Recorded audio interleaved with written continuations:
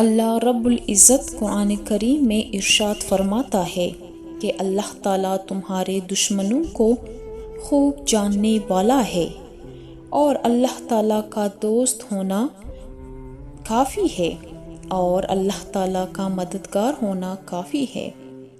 حالات کیسے بھی ہو، تکلیف کتنی بھی بڑی کیوں نہ ہو، تم جانتے ہو ساری دنیا بھی اگر تمہارے خلاف ہو جائے پھر بھی اللہ تمہارے لیے کافی ہے، اور جسے اللہ کافی ہے پھر اس کا کون سا غم باقی ہے۔ اور جب تم اس پر یقین رکھتے ہو تو پھر وہ تمہارے یقین کا مان بھی رکھتا ہے۔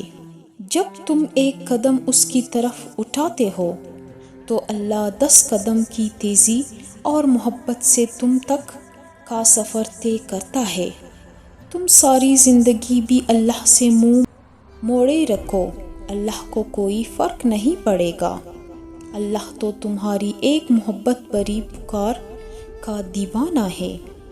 اللہ نہیں دیکھتا کہ سالوں کے بعد آ رہے ہو یا لمحوں کے مختصر عرصے میں، اللہ تو بس تمہیں اپنے محبتوں برے حصار میں لیتا ہے۔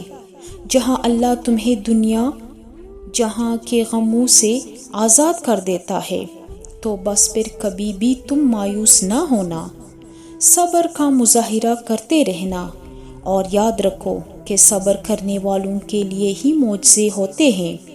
اللہ ہی تمہارا بہترین غمگسار اور سہارا ہے نا۔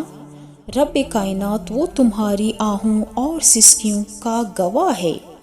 اللہ کبھی انہیں بے مول نہیں کرے گا۔ اللہ جب تمہیں تکلیف کی انتہا تک لے آتا ہے نہ تو سمجھ لینا کہ اب آزمائش ختم ہونے والی ہے، کہ اب اللہ رب العزت کن فرمانے والا ہے۔ اب منظر، وقت، حالات سب پلٹا کھانے والا ہے۔ اب آسانیاں اور خوشیاں ہی خوشیاں تمہارے نصیب کا حصہ بننے والی ہے۔ اب صبر کا صلہ لکھا جا چکا ہے۔